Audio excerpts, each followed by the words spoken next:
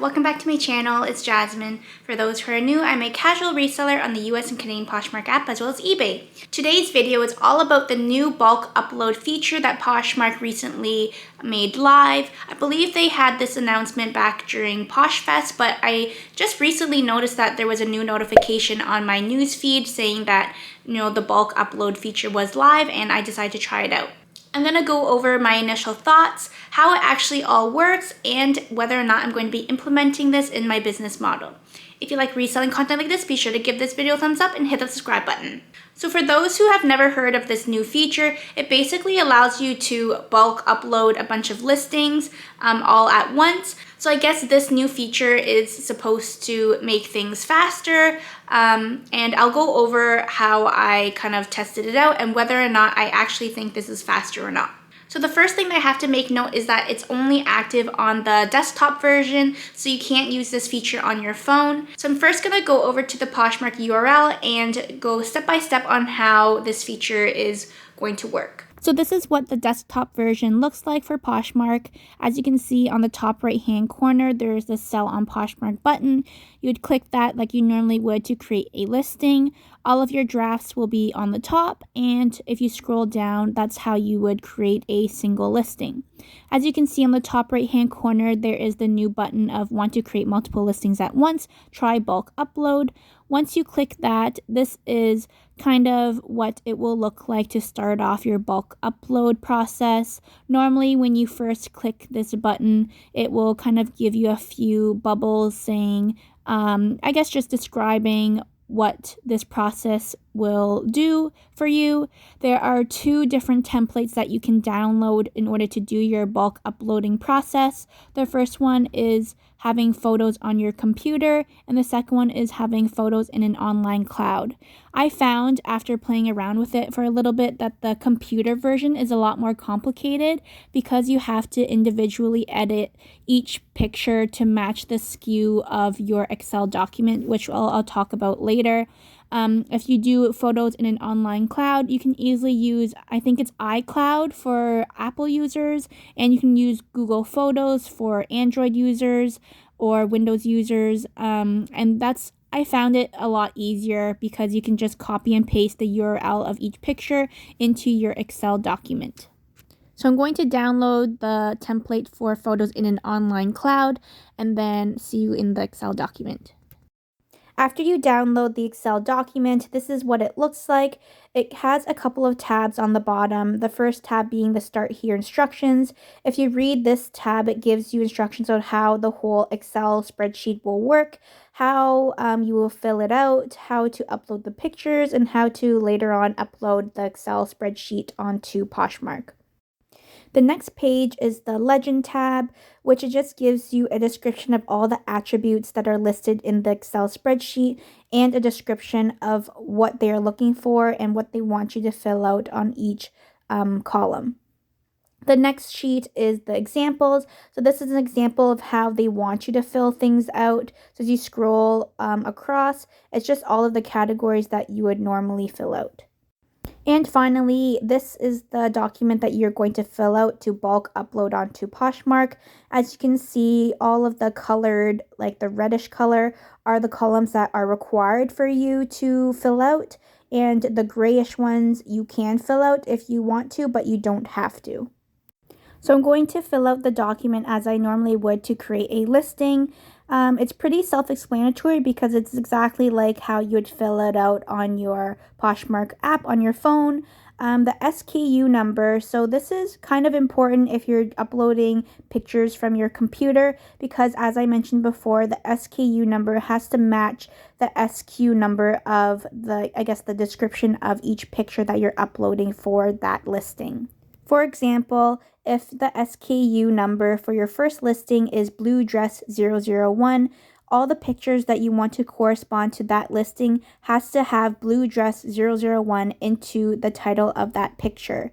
If you want to distinguish your cover shot from the rest of your pictures, it has to have CS in it as well, and then you can name all of the other pictures like 1, 2, 3, 4, 5. So for example, it would be Blue Dress 001 CS for your cover shot, and then your second picture, Blue Dress 001 1, and then blue dress 001 2 for the next picture, etc.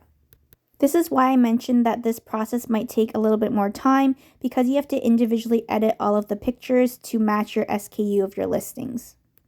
So I'm just going to fill out this document like I normally would when I'm creating a listing. I just made a random SKU number because this is the URL version. It's not as important. The only time it will be important is if you want to edit to the listing. Then you have to write the same SKU number in this sheet as it is in a current listing in your closet that you're editing. The good thing about this app is that current columns have drop-down menus, so it's easy to select the right department and right category for each listing that you are creating. So for example, the listing that I'm making, it's under men, so I just have to select the men column under the drop-down menu.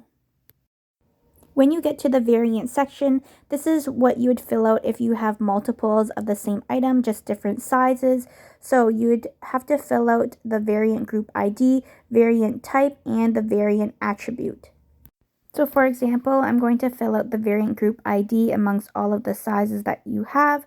So I'm going to make blue pant 001 the variant group ID for this example. I'm just going to copy it to the next listings. Then I'm going to select parent as the first variant type ID, and all of the variants underneath the parent will be the child. And then when you fill out variant attribute, I think you only have to fill it out for the parent one, and the attribute will be size. I'm not sure why they have decided to change it. Maybe in the future they'll have different variant attributes like color, but for now you just have to fill it out for the first one. And then for a variant example, you have to go back and add your size as well as editing all the SKU numbers for all the listings, and they do have to be different for each size that you have. Moving on to near the end of the column, you can also automatically choose a shipping discount if you do that to your listings, and you can also choose whether or not you want this listing to be for sale, not for sale, to make a draft, or to drop at a certain date and time. If you do want it to drop at a date and time, you do have to write down the date and time that you want it to drop at. And finally, we've reached to the URL section where you have to copy and paste the URL of the pictures that you are corresponding to each listing. So as I mentioned before, you can use iCloud or Google Photos to upload all of your pictures, and from there you can copy the URL of your picture and then copy it under each column. So for example, for the primary image, you would copy and paste the picture, and then you can do that for each subsequent images. And then finally, you go back to your Poshmark URL where you would upload your Excel spreadsheet that you had saved and completed. You would choose the template type that you are uploading. So I'm doing the online cloud version, and I would choose the file to upload. And then you would upload your listing. While this process is taking place, you don't really have to wait around, because once it has completed uploading your Excel spreadsheet, they will actually send you an email so you know that it's ready, and then you can go back to this page and you can find out whether or not it was successful or not successful. If your listings were not successful, you will receive an error report that you can download, and it's basically your Excel document again, just saying what was wrong with your Excel spreadsheet. So there is an icon where it says the error report, which you can download, and that's what you view. And within the report, it will tell you what was wrong with the report, how come it wasn't successful. In those 2 times that I had tried, it's because I couldn't get the pictures to link with my Excel spreadsheet, but I wasn't doing the URL version, I was doing the cloud version. And I just found it a little bit too complicated and too time consuming to change all the names of my titles. So I just finished filming the tutorial and want to give my initial thoughts on the whole feature.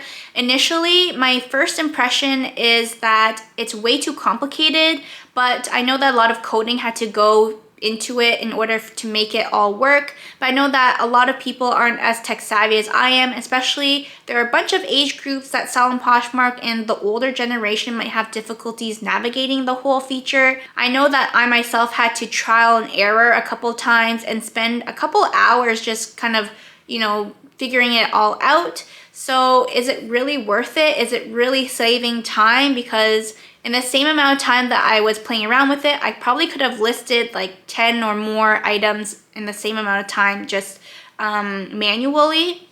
The only benefit that I can see that might be a huge game changer is that I can upload the same document onto poshmark.com versus poshmark.ca. So it might save a lot of time because it'll be a lot easier to cross-list onto the two platforms. The only difference I could see between the two documents, between the Canadian and the US version, is that the shipping discount price is different, which is obvious because the Canadian shipping price is different than the US price. So this might be a huge time saver because I only have to create one document to upload onto two different platforms. So that's a major time saver in that way, but it might take a little bit more time to actually format the whole document in the first place.